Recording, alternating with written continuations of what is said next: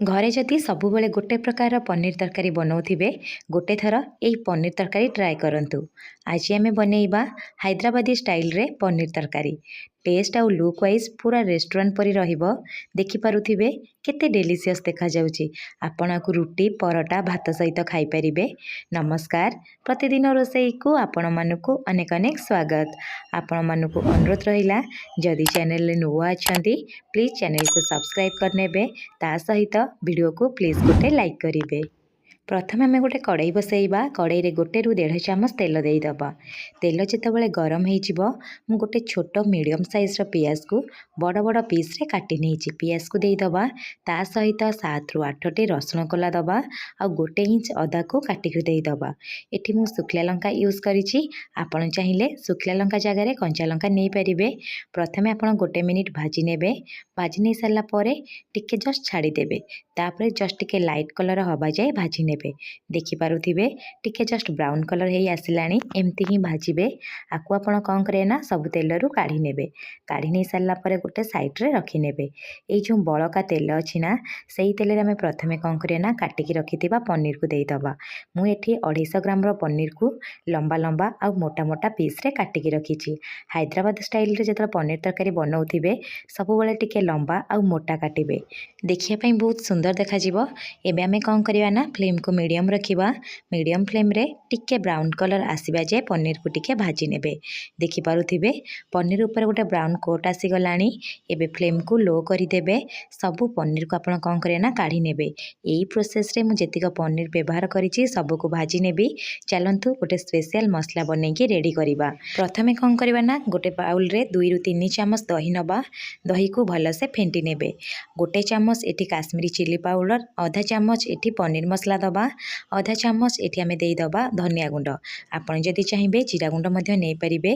ता सहित 1/4 चामच एठी मु देई दोछि हळदी गुंड आ स्वाद हिसाब रे लूण दबा। लूण देई सारला परे आकु आपण 1 ରୁ 2 मिनिट भल से टिके फेंटी नेबे। देखि पारुथिबे मु एठी भल से फेंटी नेछि आ दहीर कलर पूरा पूरी चेंज हे गलानी। एबे हमर गोटे मसला बनि के रेडी सरलानी। ता सहित एठी हमें भाजी की रखिथिबा पियाज को मध्य ग्राइंडिंग करिबा। सेथि पई प्रथमे गोटे मिक्सिंग जार नेछि। जार रे हमें भाजी की रखिथिबा पियाज, अदा, रसुण ता सहित सुखला लंका देई दबा आ गोटे मुठा एठी आपण धनिया पत्र देबे। धनिया पत्र निश्चय यूज करिवे। 2 ରୁ 3 चामच पानी देई दबा। पानी देकी आखु पूरा चिकन से बाटी आनिबा। एबे हमर स्पेशल 2टी मसला पूरा पूरी बनि की रेडी सरलानी। चलंतु तरकारी बनैबा स्टार्ट करिबा। प्रथमे हमें कोन करिबा ना जो कड़ाई रे हमें पनीर को भाजी थिले सेई कड़ाई रे हमें कोन करिबा ना 1 ରୁ 1.5 चामच तेल देई दबा। तेल जेतबेले भल से गरम हे जिवो आधा चामच जीरा ता सहित गोटे तेजपत्र 2 ରୁ 3 टी एठी मु दालचीनी देई दउची। इतिकी गोटा गरम मसला मु एठी यूज करिछि। गोटा गरम मसला भल से टिके फुटी गला परे हमें जो बाटी के हमें मसला बनै थिले सेई मसला को देई दबा। मसला देई सरला परे फ्लेम को मीडियम रखिबे। मीडियम फ्लेम रे प्रथमे 2 मिनिट कसी नेबे। तापरे 2 मिनिट छाड़ी देबे। 2 मिनिट परे देखिबे मसला रु तेल छाड़ीबा स्टार्ट हे जिवो। एबे कोन करिवे 2 ରୁ 3 मिनिट कंटिन्यूअसली कसिबे आ मसलार टेक्सचर पूरा भुरभुरिया टाइप रो हे जिवो आ मसला रु पूरा पूरी टोटाली तेल छाड़ी जिवो।